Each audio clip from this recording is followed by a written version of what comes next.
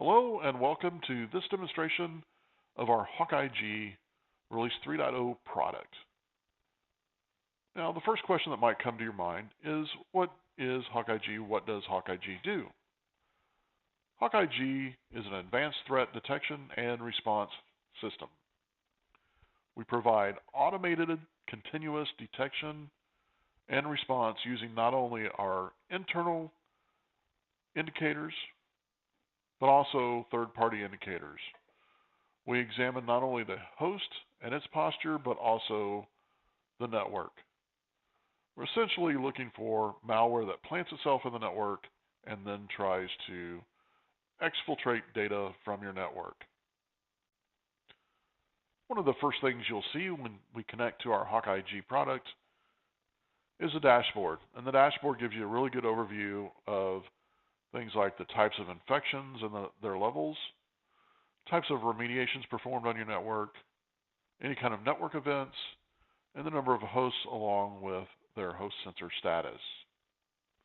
You'll also find the top offenders, and these are the hosts that get infected and reinfected, and there are prime targets. This is your highlighting of the most infected machines here. In addition to that, we also have some convenience features. We can hide the menu over on the left such that you can get more dashboard room and see more information at once. We also have an indication of the status of the health and the health of the system and our global CyberCon level. The CyberCon level is used to invoke additional policies as we go from 5 to 1. So as the customer perceives their network is under attack, they can reduce the CyberCon level and invoke additional types of remediation and response. So HG was built to address the three major issues with the current security products. Those three major issues are, all these security products are built, but they're siloed and they don't talk to each other. They can't share data. The second big issue is that there are too many alerts and there's no real way to prioritize those. Plus you get a lot of false positives.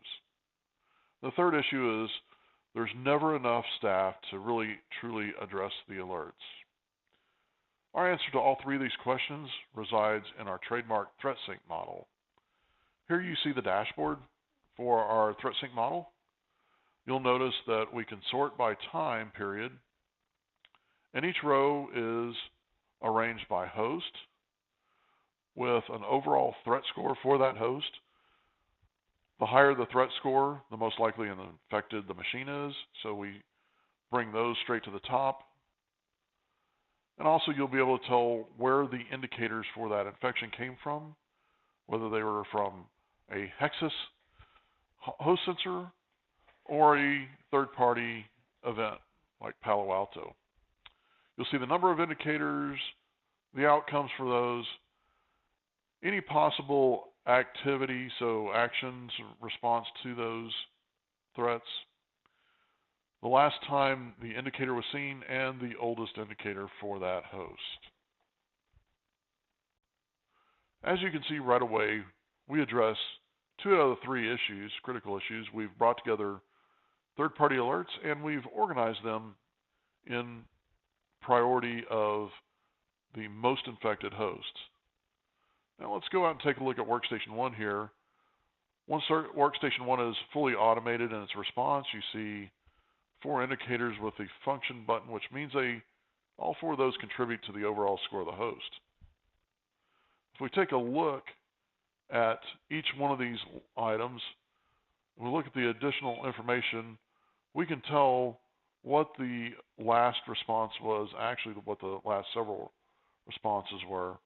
So you can see that we've quarantined the file a couple of times here, and it was throttled to at one point because we have this machine being continually infected over and over again. Right? So these actual indicators were originally 8s and 9s. Once they were remediated, the host was rescored down to a 1 and then deprioritized deprioritize. So we no longer have to look at this host because it's been cleaned. You'll notice its overall score is now a 1. There's some other hidden things that this host reveals to us as well.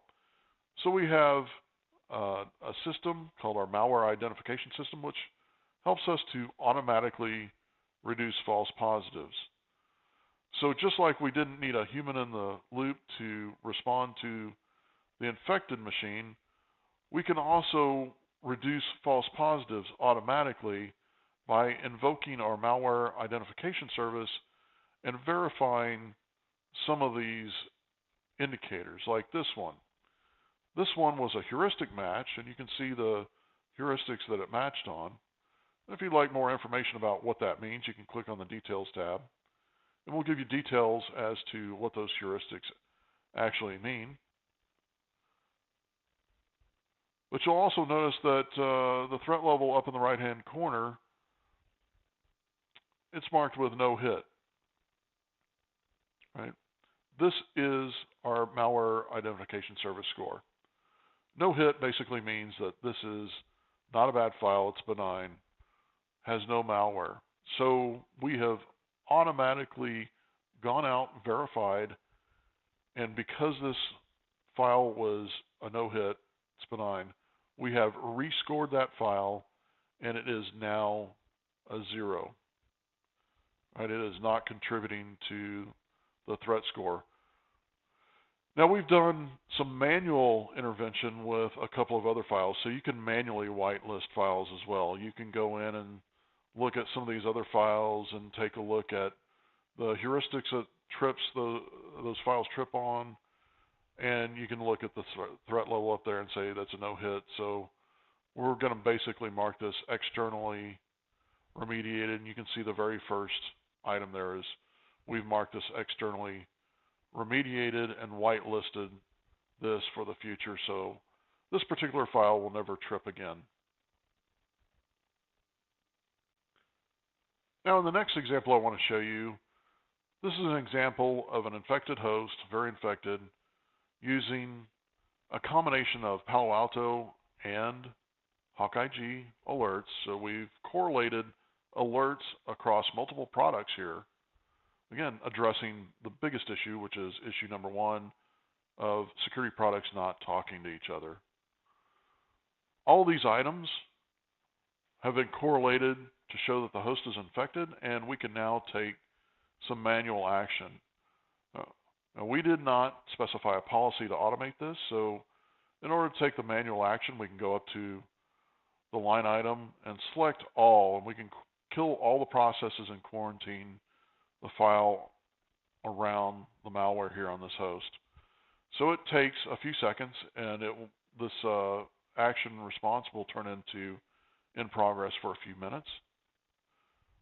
So we'll go up and we'll acknowledge the Palo Alto alerts at this time, because that's all we can really do. These were alerts that said something passed through, our host sensor saw them, so we're going to mark these as externally remediated and acknowledge them. So as you can see, we'll refresh our dashboard here and close Workstation 1 so that we can look at Workstation 2 here. As you can see now on the action responded and outcome, this is in progress. So we're actively going out, killing the process, offending processes, and quarantining the file so the threat can no longer spread or perform any of its malicious activity.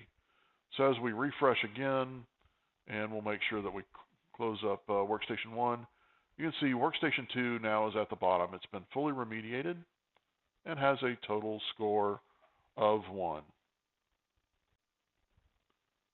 Now keep in mind, it did not take a human to go out and clean this machine. We did it all from our desktop.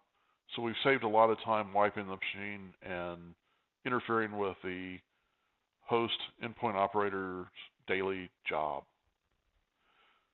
The next example, the last example here, is ghost alerts. So sandboxes are notorious for sending alerts, but these alerts may not really affect the endpoint system.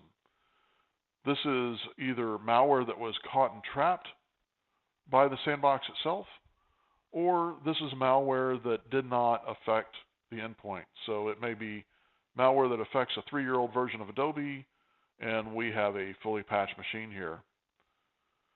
So we can acknowledge these alerts from our sandbox mechanisms, but notice since there wasn't any acknowledgement from our host sensor, that means nothing actually landed on the machine.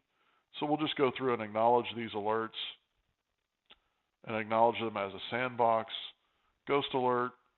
It'll rescore our host and resort our infected host list here again. So you can see workstation 4 is down at the bottom. Another important piece of the product to understand is the host sensor itself. So we do gather network information, but the host sensor gathers information on a real-time, event-driven basis. So as a file or process is created or landed on the machine, and any kind of registry modifications that might be made to the machine happen, we record those in real time. So we can actually go back and click on a host and look at what's going on that host in near real time. So as a host sensor installed, it created a baseline. So if we click on the host, we can go to that baseline. Since the baseline, every file creation, every process creation or process elimination, a registry modification was recorded. So we can actually go and see at almost real time here what's going on, what's happening on the host, what processes, network connections, files, and registries are on that host. Another cool feature is really to figure out, hey, if a piece of malware landed on one host, did it land and spread laterally in my network? And the way we can do this is we can choose a file like this particular file. We'll copy the MD5 here. So this file is on this machine, but let's see what other machines this file might be on. So this could be a piece of malware we're looking for, or it could just be a patch, making sure that the machine is patched. So we'll look, again, choosing the right time period. We click enter after entering the MD5, and we can find every host where that file resides.